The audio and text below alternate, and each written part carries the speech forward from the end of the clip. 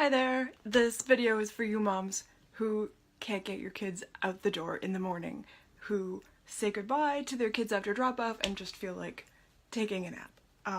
I feel you. I've been there. We are figuring it out, and I'm using everything that I know about behavior science to do this mom thing. So every time we figure something out, I always want to run back here. We've talked a lot lately about cooperation, about different apps that we could use. Sorry, I've just got my kitten here. Okay, he's giant, but he's really little. Never mind. What I was trying to say was this.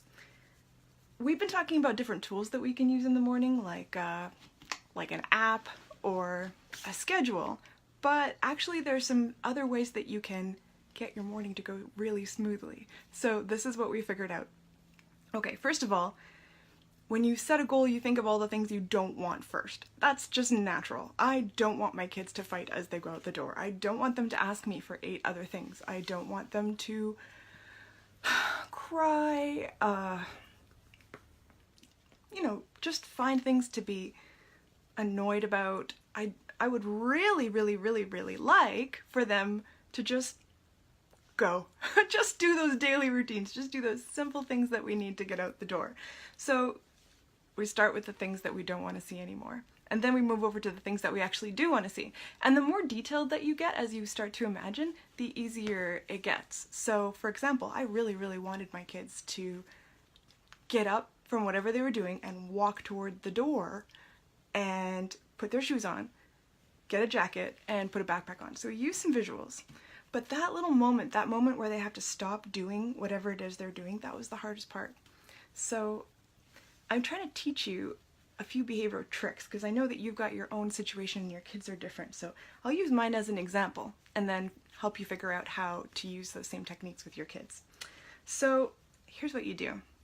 You look at what you don't want. You look at what you want, and then you ask yourself, what's getting in the way? What's getting in the way of my kids doing what it is they need to do? So in our case, what's getting in the way? Well, the way our house is designed, it's really difficult because there's upstairs, and upstairs has the fun stuff, and then in order to leave, you have to go around the corner and then downstairs, and at the bottom of the stairs there's this little landing, and there's your shoes and the door, and if somebody's opening the door and trying to get out, there's hardly even you have to chase somebody up or down the stairs. It's very crowded. So when I sent my kids down there to put their shoes on, they found all kinds of other things to do because they were in such a small space. It was hard to find their shoes because there's so many other things. Somebody would be opening and closing the door. They would say, I want my bike, and then they're getting distracted. There's a mirror there, so they end up just giving each other or giving themselves ridiculous looks in the mirror instead of putting their shoes on.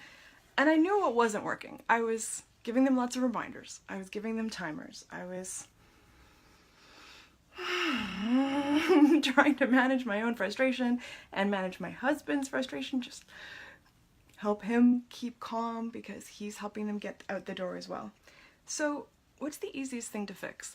It's hard to fix me. It's hard to fix the kids. We have virtually no control over what they do. The easiest thing to do is actually change the environment.